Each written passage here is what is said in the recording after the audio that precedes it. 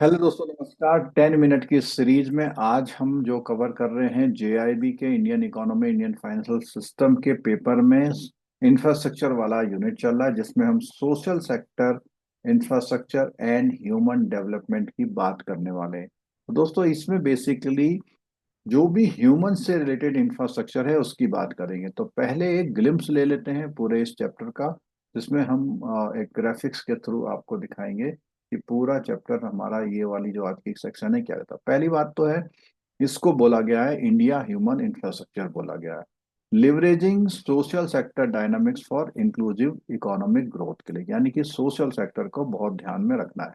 और social sector की अगर हम बात करते हैं तो इसमें देखिए, हेल्थ, एजुकेशन, वाटर, हाउसिंग और ट्रांसपोर्ट। तो ये सब कुछ जो है हमारा किसके लिए, हमारा जो ह्यूमन इंफ्रास्ट्रक्चर में काम आता है। ठीक है। अब बात करेंगे, अगर पुराने जो हमारा प्री इंडिपेंडेंस पीरियड था तो वहाँ लिटरेसी बहुत कम थी, लाइफ एक्सपेक्टेंसी बहुत कम थी।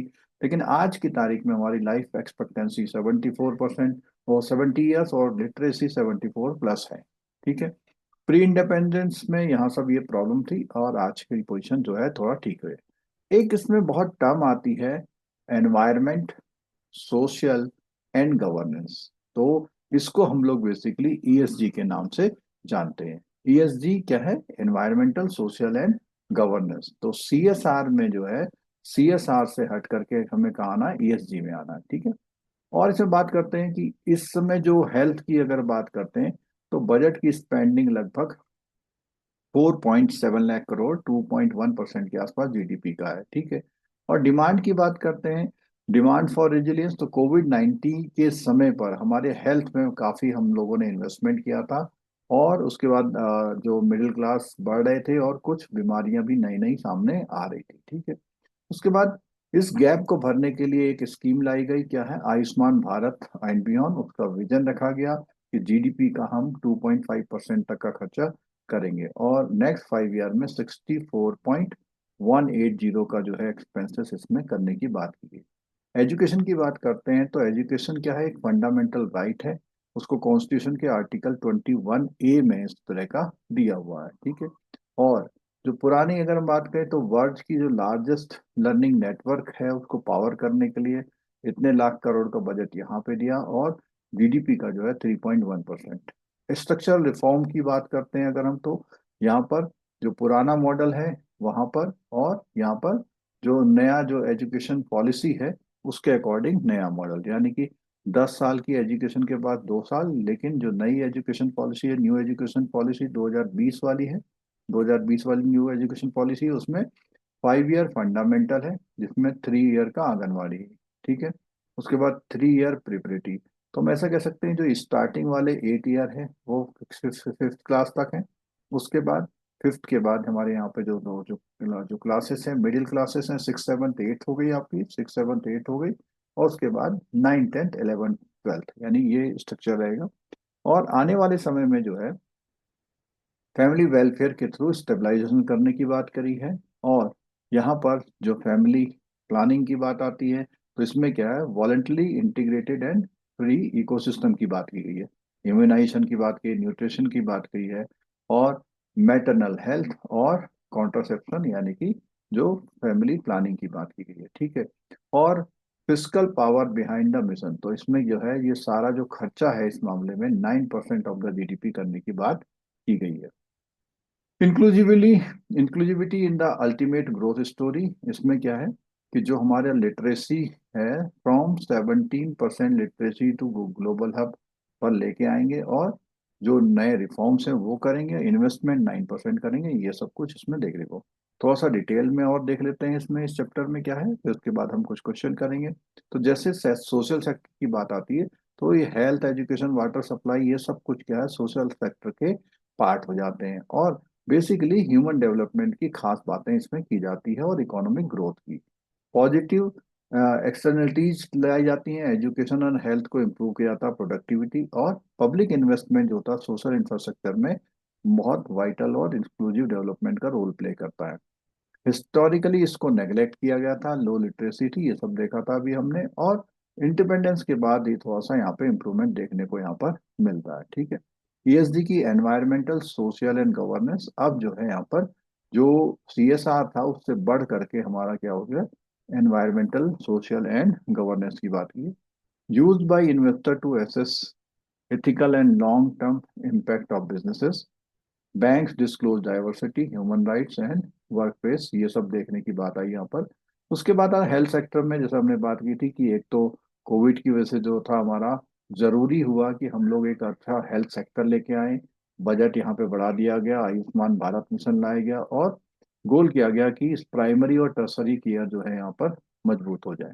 एजुकेशन सेक्टर में जो हमारा फंडामेंटल राइट में लेके आया उसको अमेंडमेंट करके, और इंडिया में जो है वास्ट हाई एजुकेशन नेटवर्क की अभी भी इम्प्रूवमेंट की जरूरत महसूस की गई।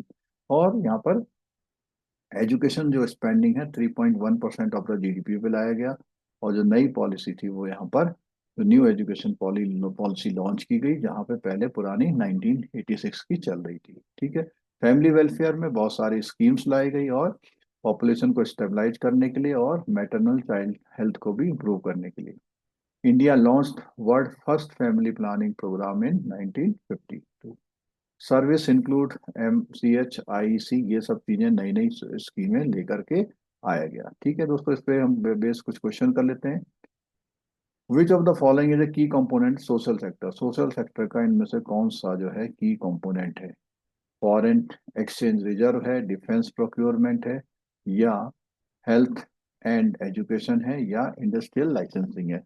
तो हमने देखा था कि हेल्थ और एजुकेशन जो है हमारा क्या है, सोशल सेक्टर का की कंपोनेंट है, तो C will be the correct answer.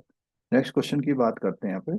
What is the primary goal of family welfare programme? जो फैमिली वेलफेयर प्रोग्राम था उसका प्राइमरी गोल क्या था? Increase GDP through medical tourism, promote private health care investment, stabilize population and provide quality health services, और expand urban housing infrastructure. तो हमने देखा था कि ये वाला option is the correct option, ये वाला ऑप्शन क्या है हमारा, करेक्ट है। ठीक है दोस्तों, पिछले 30 सालों में 10 लाख से ज्यादा बैंकर्स ने हमारे वीडियो लेसन्स और पीडीएफ के थ्रू अपना JIB CIB और प्रमोशन एग्जाम क्वालिफाई किया है। इन सब के कोर्सेज की जानकारी आपको NSTool School of Banking.com पर या मोबाइल एप्लीकेशन पर मिल सकती है। ठीक है। विच of the following best describe the ECG? तो हमने देखा था CSR से हट करके अब ECG पे लाया जा रहा है। और ठीक है, तो ESG पे लाया जा रहा, तो ESG is a regulatory requirement. क्या ये रेगुलेटरी रिक्वायरमेंट है? ESG is a framework for evaluating environmental social and governance. तो ESG का मतलब यही तीन थे। ठीक है, तो ये आला था बी वाला। ESG टैक्स सेविंग स्कीम, कोई मतलब नहीं है। ESG government run of welfare, नहीं। तो क्या है, ESG environmental social and governance की बात की गई थी। ठीक है। नेक्स्ट क्वेश्चन है, विच of the following is true about national education policy? It retains 10+2 structure. It replaced 1986 policy, introduces 5+3+4, बिल्कुल ठीक है। It mandate private education for, नहीं। It reduce government spending on higher, नहीं। तो इसमें B option is the correct option. Next question पे बात करते हैं दोस्तों। Which of the following statement are correct about India's health care sector? It include telemedicine, medical tourism and health insurance. तो जो हमारा जो नया वाला जो सिस्टम आ रहा है हेल्थ केयर का, तो उसमें जो है बेसिकली ये तीनों चीजें ऐड करने की बात की गई थी। It is dominated solely on the public sector provider. तो हमने देखा था जरूरी नहीं है पब्लिक सेक्टर, इसके लिए क्या है, प्राइवेट भी आएंगे, तो ये वाली बात यहाँ पर गलत हो जाती है। Budget health for 2.1% of GDP 21-22 में, बिल्कुल ठीक है। आयुष्मान भारत के मिशन जो इंफ्रास्ट्रक्चर मिशन है उसमें 64,180 करोड़ लाए गए, बिल्कुल ठीक है। 1, 3 एंड 4 यानी B option is the correct answer. Next question में बात करते हैं। Which of the following are true about India social sector and infrastructure? Literacy rate at independence was 17%. Social sector spending reached nearly 9% of GDP during the pandemic.